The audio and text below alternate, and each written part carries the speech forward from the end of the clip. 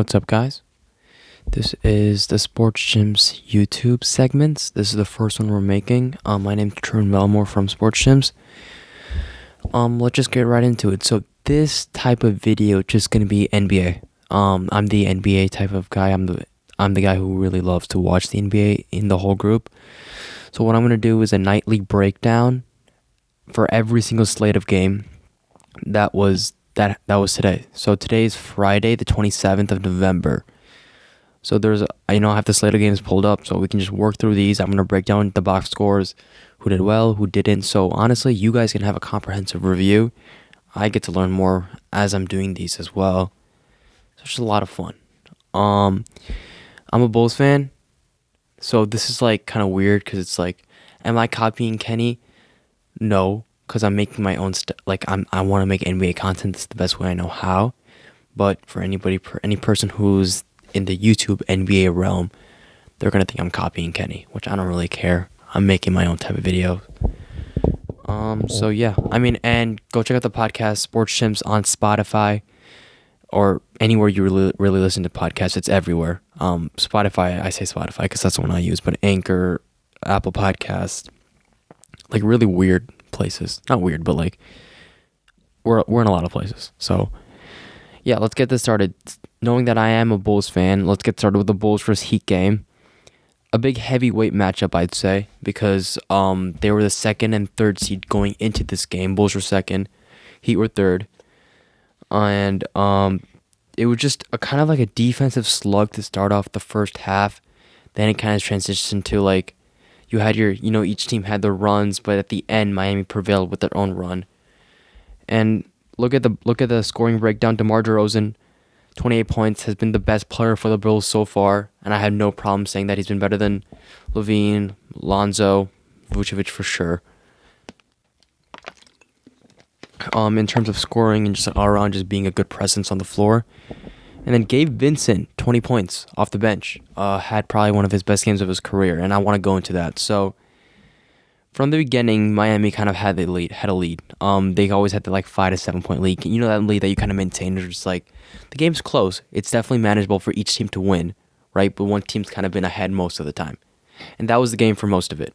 But then in the second half, especially in the third quarter, DeRozan started heating up. So he had 6 points in the first half, and then scored I believe 12 points or more than that in the third quarter itself, and kind of just put the Bulls on his back, and they went ahead. And but not by much. Again, they were up by maybe 4 to 5 points at the most throughout the whole game. But then what kind of happened was our defense fell apart in terms of defending the threes, because we had really honestly what I noticed, we had decent interior defense throughout the whole game.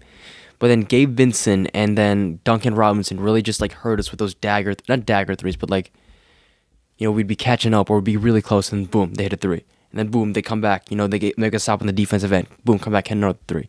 And that was just on the Bulls for not really defending that, and they couldn't stop that as the game went on. And at the end, that kind of resulted in a loss. It seemed like it was a pretty close game, most of it. There was never a time where all right, the Heat are going to run away with this. So I guess that's good for us Bulls. But again, I just don't like the fact that Gabe Vincent dropped 20 on us. So that's that. In terms of other notable stat lines, Caruso did drop 22 points, which is good for them. Good for him, get 22 points off the bench is pretty good. Alonzo had 11, 6, and 6. 11, and 6. We had a double-double with rebounds and then 6 assists. So, decent game. But Levine didn't have the best game of his career. 16 points, 6 for 16 on shooting. 4 rebounds, 2 assists. Not really one of his better games at all. All right, moving on. Next game, Timberwolves versus 76ers. This is probably one of the better games I've watched throughout this whole season. I love the Timberwolves right now. I just love watching them, and I love the energy that they have going to them. I really love watching. I really love watching Anthony Edwards play. He's just so aggressive, and I think there was a vote at the beginning of the season where it was Anthony Edwards is the most athletic player in the NBA right now, which totally makes sense. He already had insane stats in terms of athletics. Really good, really fast, really strong. Had a really good vertical, but then he added 2 inches in height this summer, which kind of just, I wouldn't say took his game to the next level because that's not really why he improved that much this season, but it's just like he's that much more intimidating now, especially when he's crashing and getting that low. And you've seen those highlights on Instagram, on Slam, and all those like different media accounts for the NBA where it's like he's just dunking on people and just like it's crazy. It's good stuff. It's really good stuff. So yeah, he's been amazing this season. But this game was highlighted by D'Angelo Russell and Karl Anthony Towns. This was their game. They went off. So D'Lo had 35 points on 13 to 25 for shooting, 3 from the line, and then Cat had 28 points on, I believe it was like, I'm not going to do the math. I think it was like in high 68% from the field goal. He went up for 16, 10 rebounds, 0 assists. He had a great game. And then looking at Ant, he had 18 points on 8 for 21. So again, a pretty good game. 19 points. Sorry, not 18, 19 points. It's a pretty good game, pretty light. But again, he's had a great season overall, I'd say. Joel Embiid had 42 points, for the 76ers, and that just kind of shows that he is carrying this team. So losing Ben Simmons, and honestly, their record might not be it is kind of showing. They're 10-10. Losing Ben Simmons kind of has an impact. You can see the impact. So Tyrese Maxey, he stepped in as a main point guard role for the 76ers. And, when you look at stat lines itself, he actually hasn't had that bad of a season. I think he's been pretty good, actually, averaging 18.7 points per game, 4.6 assists, 3.5 rebounds. So when you look at that, you're like, all right, 18.7 points per game, that's pretty good. He's putting up more points than Ben Simmons ever did in his whole career. But it's the rest of the whole thing. It's the defense, it's the rebounding, it's the assists, it's the playmaking. All of that combined really shows Simmons' worth to this team. And it just sucks because it's like he brings so much to that team for the last 3 or 4 seasons. But all that kind of went away when he had that horrible. And I'm not saying he didn't have a bad playoff run last year. It was horrible. But it just like you ignore all of that and you focus on that, which I guess makes sense to an extent because I would say that he's a main reason that they lost against the Hawks. But it's just like I feel like he is so close to becoming a legitimate superstar. If you really... I'm not like you've heard this a million times. Develops a 3-point shot, gets confident shooting, can shoot a free throw, but he is legitimately that close. He has the ability. He has a good form. He has good mechanics. I mean, I look at Lonzo Ball, right? Look at the jump he made. He had horrible mechanics, like horrible. Simmons actually has good mechanics. Right now, I think it's a mental issue, and there's no one that can fix that except for himself. And so, there's nothing you can do about that. And then, this game ended with serious, like, it was double overtime, 121-120 win for the Timberwolves. D'Lo showed up this game. And I've kind of heard some narratives after his time in Brooklyn where it was like, he's low-key been putting up empty stats. I don't think that's the case. I really like D'Lo's game. Because not only does he put up good points, PP points per game every time he plays, he has a clutch factor. Ice in his veins, that's his thing, and it definitely shows in his play. Especially this game, he had an insane 3. It was honestly a really bad shot. They're tied up 110. He took this fadeaway 3, nails it right. It was to send it. This was the first overtime. I think Philly matched it, which one obviously they did. They went to double overtime, but again, he has that ice in his vein, and then he had this insane steal, gave it to Taurean Prince, which, to be honest, I didn't know he still had a job in the NBA. I remember him from Atlanta and then Brooklyn, but I didn't know he was still on a roster. That feels kind of bad to say because it's like I consider myself an NBA. Like I feel like I know my stuff, so seeing Taurean Prince still on a roster, like when I didn't know that he was, it's kind of weird. Anyways, but again, he had great clutch factor. Looking at Cat, man, I love Cat. I love his personality. It's just that, I mean, obviously he had a great game today, and he's gonna continue to have great games offensively. Keyword offensively, because he did let up 42 points to Embiid, which, I mean, Embiid's like, in my opinion, the most dominant center in the league, more than Jokic. Kind of a bold statement, but I think this is something that this is not something I really want to get into now, but I think Embiid is, when both players are healthy, I think Embiid's better. I think but keyword healthy, because he isn't healthy all the time, and that's why I'd rather have Jokic on my team. But whatever. Letting up 42 points is a big number, and honestly, it's like kind of one of those things where it's like I feel like the center is like the anchor for the defensive position on an NBA roster. And when that is probably one of your biggest weaknesses on defense, it's hard to cover. You can cover up a guard having bad defense, or maybe not a wing, but definitely like a shooting guard, a point guard for sure. You can kind of cover it up. Again, obviously you'd rather have the good defense, but you can cover up if they have bad defense. Looking at Trae Young, you know what I mean? They've kind of covered that up on other cylinders for that defensive front for Atlanta. But when you look at Cat, it's the whole interior. He makes up the whole interior most of the time, and the Timberwolves have never paired a good power forward with him to at least help that issue. So it really, really shows. So again, yeah, good win for the Timberwolves. They broke an 8-game losing streak. So again, good for them. Probably one of their best wins of the season. Another game the next game I'd like to address would be Magic Cavs. Kind of like I'll go through this one quickly. Good for the Cavs, man. Like, they've really stepped up their game compared to last season. Look at the stat lines. Lauri Markkanen had a really good season, really good game. 20 points, 8 for 13 from the field. Mobley, really good game as well. 13 points, 5 for 12. And Garland had a great game. 26 points, 11 assists, 4 rebounds. I think that he is one of their most valuable players. I love Darius Garland. Love him. I think him and Mobley are going to really take over for Cleveland. Not a big fan of Sexton at all. Not a big fan. And they've been winning. They've been doing good without him. So, could be a good indicator of what's going to happen this offseason for Cleveland. Looking at the Magic, Wendell Carter has had a good last 2 games.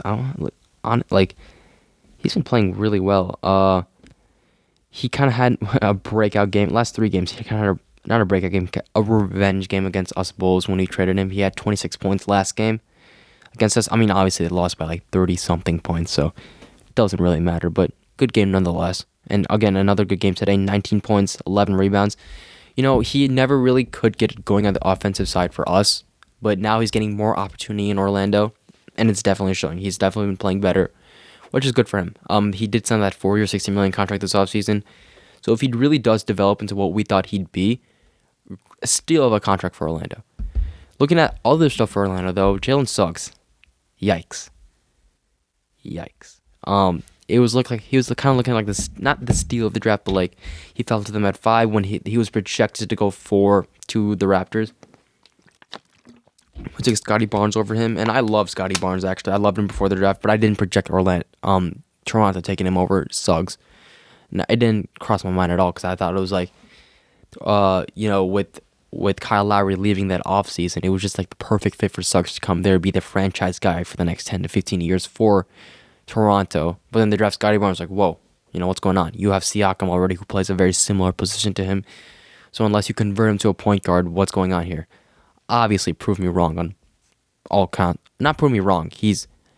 I really liked him as a prospect, but he's fitting very, very well in Toronto and has been a much better rookie so far than Jalen Suggs. Suggs has just been struggling. 12 points per game on really bad efficiency. He's averaging 33% from the field, and 25% from 3. Just hurts to see. Not hurts, but to be honest, I wouldn't say I saw it coming. I thought he was a little bit overrated coming to the draft, and because it's just he had such a big national spotlight with Gonzaga going to the national championship and him being the leader of that team. When really look at his stats, he averaged 14 points per game, but not really that many assists. I think it was around 5 assists per game, and he came in looking like a guy with a very, very high basketball IQ in terms of playmaking. So you already expected, man, this guy's gonna average 6 assists a game, 7 assists per game for the start of his career, and it developed into maybe a double type of guy with assists. And then he obviously had the scoring ability, so all right, this guy could be a 20 and 10 type of guy for the rest of his career. Clearly not the case. He has not proved that at all. I hope he really does develop into just a decent point guard and being an overall good point guard who can make his shots on a consistent basis. But right now, it's looking it definitely does look like Toronto made the right move and not taking him, and he's kind of underwhelmed. A good bright spot for Orlando would be Franz Wagner. He just had a really solid season all around. Just can put the ball in the basket to an extent. Right now he's averaging 12.8 points per game, 4 rebounds, 2 assists. So again, not amazing stats, but I think he'll develop. In this game, he had 12 points, 8 rebounds, 4 assists. So again, good win for Cleveland. Move on. Let's move on. Wizard Mavs. Man, love the Wizards right now. 13-7. Just kind of proves in my eyes that I'm not really a big fan of Westbrook, and they're clearly doing well without him. Looking at the box score, Bradley Beal led the way for Washington. As usual, they're 26 points per game, 10 for 14 from the field, and 1 for 1 from 3. 5 rebounds, 7 assists. Pretty good to see that. Kyle Kuzma also had a great game. 22 points, 50% from the field, 7 for 14, and 3 for 6 from 3. 9 rebounds, 4 assists. And then Gafford. I love Gafford, honestly. He had 14 and 10. 6% from the field. Just a really... he was obviously on my Bulls, so kind of have that... I wouldn't say nostalgia feeling, but I know this guy. I know how he plays. I don't think we gave him a good opportunity, and I honestly wish we still had him on the roster. We could definitely use him off the bench right now, and we don't play Tony... we don't play Troy Brown at all, so kind of looking like a bad trade for us when we did that last trade deadline. So Wizards won. Good for them. Denny Avdija, I want to talk about him. And also Montrezl Harrell had 11 points off the bench. Just been a great player off the bench. But Denny Avdija had 7 points, 3 for 7 from the field. Kind of looking like a really bad stat line, I'd say. 7 points, 1 rebound, 1 assist. But defensively, this guy's been locked down. Literally locked down. And in a game where, especially for the Wizards, where you already have an insane offensive player in Beal, and then players like Kuzma and KCP who can definitely put the ball in the hoop. If you have a guy who can play just solid defense like Denny Avdija, not solid, insane defense like Avdija has been this whole season, I think he's a guy you brainlessly, you put in the starting lineup and you let him play. You put him on probably the best wing player on that team. Because if you get him to play the defense he's been playing on some of these better wing players in the NBA, and really locking down and making them miss shots and making them take bad shots like he has been this whole season, that immediately improves your team. And he has been doing that off the bench, but I'd like to see in the starting lineup. Moving on to the Mavs. Let's see. So Luka had 33 points. Great game. This is the game you kind of expect from Luka. So 33 points, 10 assists, 4 rebounds. So all around good game. Kristaps, 13 points, 7 rebounds, 3 assists, 4 for 12 from the field. Kind of like a game. I don't know. He was looking really good at the start of the season, and he is still looking decently well. 21 points per game, 8 rebounds, 2 assists per game. So again, has been looking pretty decent, but probably not the. He's not the. I mean, we know this. The next Kristaps. And other than that, that's kind of like where this team falls apart. Where it's like, who's the second guy on this roster? So they did not have Brunson this game, which kind of shows. He's always been a really great scoring threat. But in terms of scoring, no one, we had Trey Burke, who had 14 points per game off the bench, Kleba for 13, Finney Smith with 8, Tim Hardaway with 10, Cauley Stein with 4. I don't know. I just don't like those surrounding cast. I think the surrounding cast is honestly absolutely horrible. I do like Kristaps in this lineup with Luka, but the rest of the players are just atrocious. I think what goes unnoticed in the NBA, probably the thing that goes unnoticed the most, I think, that plays such a relevant part, would be the surrounding starting cast for an NBA roster. Any top-notch team has really good pieces that complement the main players. Taking a look back at the Lakers that won a ring in 2020. Obviously, you had LeBron, AD, but then you have players like Rondo who played amazing in the playoffs, and then KCP again, who's just a really good player who can get you 13 points, 14 points.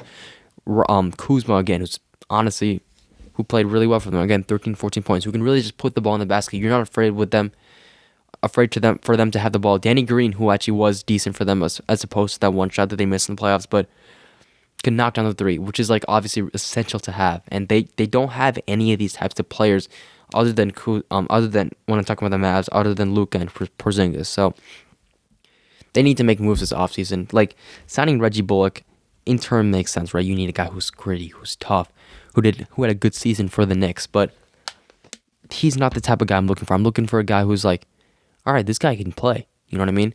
And that's kind of what the moves that the Bulls did this offseason, getting DeRozan. It's like when you look at it first initially, you're like, oh, he won't compliment well. You know, he won't do this, he won't do that. Just doesn't work with a. He can't play that well defense, can't shoot the three. But scoring is scoring in the NBA, and I think that gets looked into too much. And I'm sure the Mavs did that this offseason. And I don't think they gave DeRozan an offer sheet, and if they did, I feel like he would have considered it. Going alongside Luka. I mean, I'm happy he's in Chicago, but he should have been a top target for them, and I don't know what happened. So in that terms, so again, players like that who could really benefit that roster, they haven't really been going out and getting, and it's kind of showing. Moving on, let's go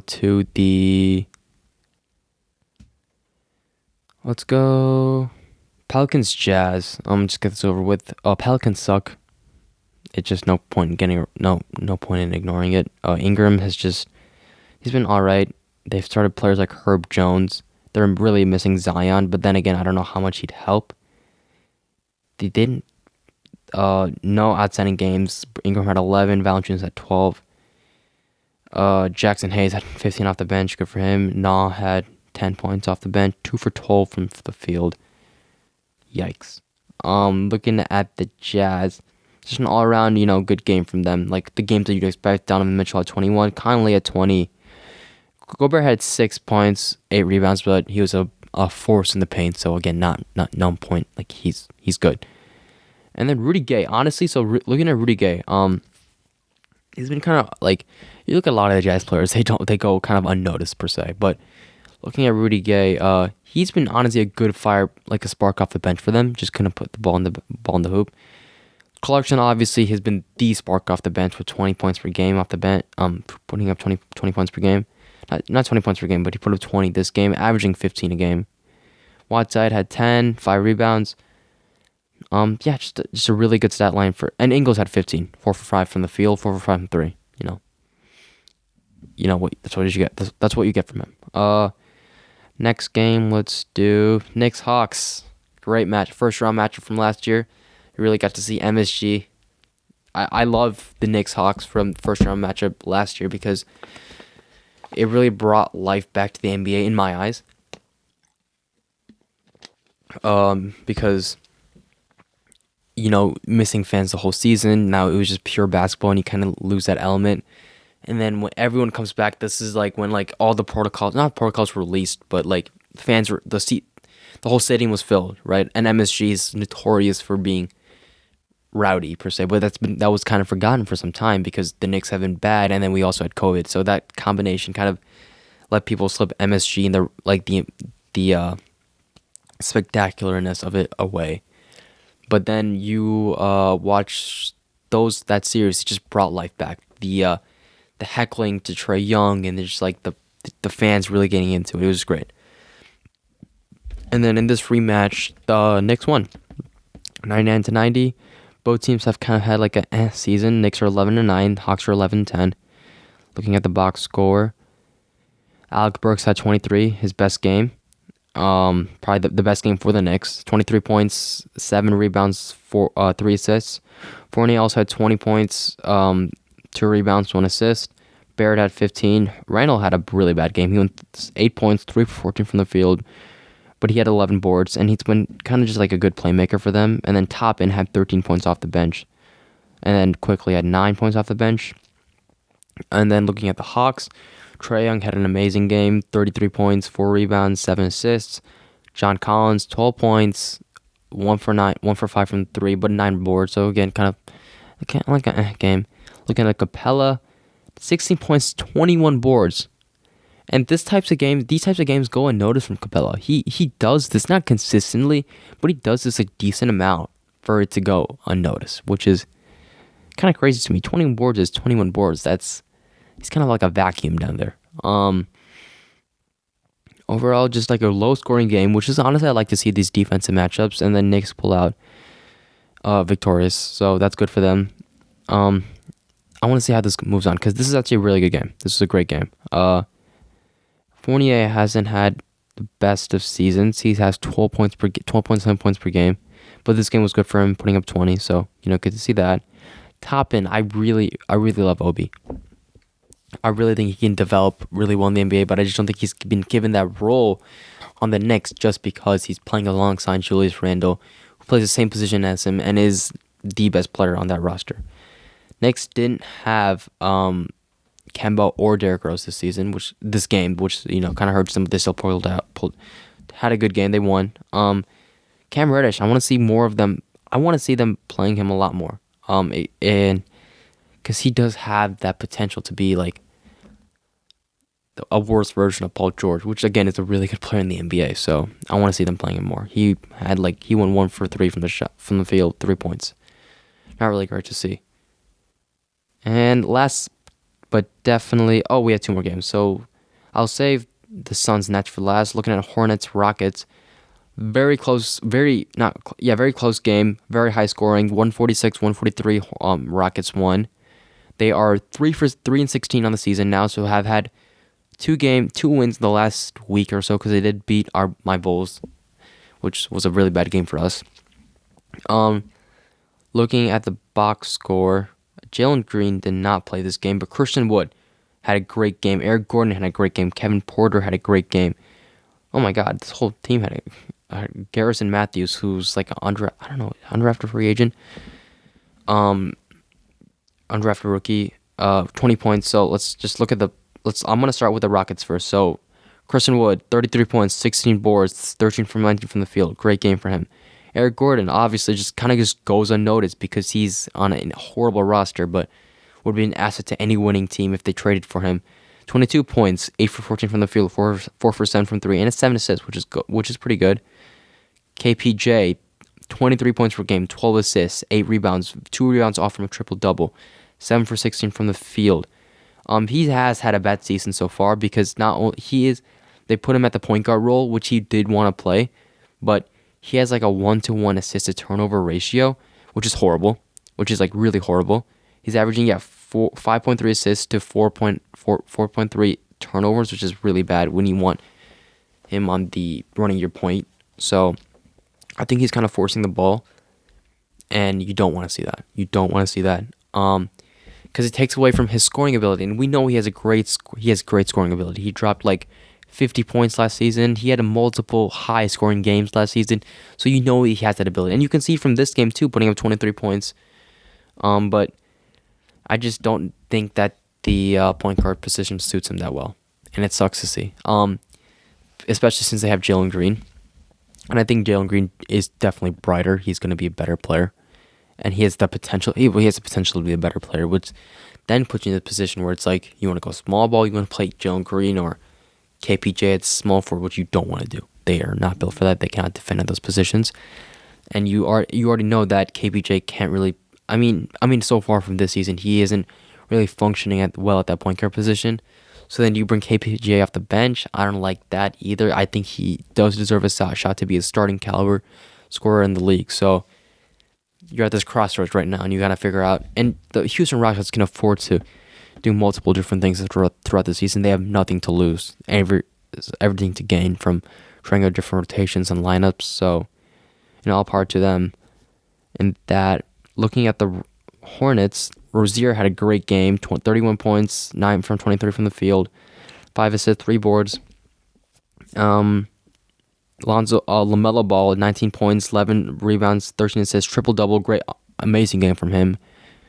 Unfortunately, they lost, but he's been amazing this whole season, and we know this. He's on every social media outlet there is for the NBA, so we know he's had a great season. Miles Bridges also has had a great season and played a very, very smart in not taking that contract offer that he was given this offseason. He's getting the bag this free agency, and I hope the Hornets pay him. I hope they do. Gordon, he had 22 points this game, and then Gordon Hayward had 21, PJ Washington had 13. all run a great game, a great game from both teams. And then Kelly Oubre had 23 points off the bench. So offensively, great game for both teams. Defensively, obviously not. Letting up 140 points is a lot, especially only in one. I mean, not only overtime is some extended time, but in one overtime you're gonna let 143 to 146. So not a great game defensively on both ends. They both had obviously a great game throughout the whole length of it, but the Rockets pulled out at the end. So good for them. And then last but definitely not least, so Suns Nets. Suns won 113 to 107. They're 17 and 3 on the season, and they're on a 16-game win streak. Brooklyn isn't too shabby with 14 and 6. Looking at the box score, KD just is Kevin Durant, 39 points. Let's look at the Nets first. KD is just KD, 39 points, and then you look at Harden, and he has not been doing good this season. And I think there's a couple reasons for that. I think not a couple. The main reason I think is the foul free throw line issue. And we didn't really notice this until the end, where it's like you look at his stats from previous seasons. You're like, oh my god, not a majority, but a lot of his points came from the free throw line. And the new change in rules really has messed with them. I know it's like, oh, it can't be just that. There has to be some other reason. No, really, I think it's majority that. Because the good games he has had this season, he's gotten to the free throw line. So you look at that, it's like, what's going on here? Did have 14 assists, so that's obviously good. LaMarcus Aldridge had 18 points, 8 from 12 from the field. Just, really solid game from him. But then you look at the Suns. Devin Booker had 30 points, 4 assists, 1 rebound. Chris Paul, 22 points, 5 assists, 8 rebounds. Mikal Bridges, 13 points, 1 assist, 6 boards. DeAndre Ayton honestly has not been that great for them this season. I think when he plays, they have like a negative plus minus or something like that. He hasn't been that great for them, like as a team, which kind of hurts. He had 10 points, 6 boards for them, and then Jake Crowder had 5 points, but won 1% from 3, so kind of like a bad shooting night for him. Off the bench, no one really had notable games, but Phoenix, man, they're looking like one of those teams that it's like they're the regular season studs, where it's like you don't want to play them in the regular season, but you wouldn't mind playing them in the playoffs because I could be wrong on that front because they did make it to the finals, but I do think that was due to injuries. I'm not taking away from them because I think that injuries are part of the NBA and definitely part of the playoffs, but you wonder how far they would have made it if everyone was healthy. I'm not going to go back to that. That's an old point. But they're looking lethal right now. You do not want to play them right now. They are they should be favored to win any games that they play right now. So, right now it's just, so they're obviously playing good. I think Brooklyn had this game right now. I keep on saying that. They're just reliant on, they need James Harden to step up. That would be the changing factor in them winning this game, would be him not taking the next step. He can do this. He is a great, phenomenal scorer in the NBA. But if he just puts up 25 a game, 25 above, he has that ability. He's averaged 37 in a season. There's no taking away from that. But if he just, takes it to the next level, becomes, I wouldn't say his old self, because I don't know how possible that is with this whole free throw issue. They are immediate favorites in my eyes. I think they are still favorites, but now that would solidify them for me. And imagine if they had Kyrie. I don't think this game would have been close. But we can't really talk about that because we don't know whether this is their team at full strength for now. So you just got to roll with it. That's it for now. I went over all the games. So I think I'll continue to do something like this. We'll see how these do. I'll probably just post these as much as possible. They're fun making them. Definitely for me, because I do enjoy doing these types of style videos. Let me know. Sports Chimps, check us out. Instagram, Spotify, Apple Music, Apple Podcasts, wherever. And thanks for listening. See you.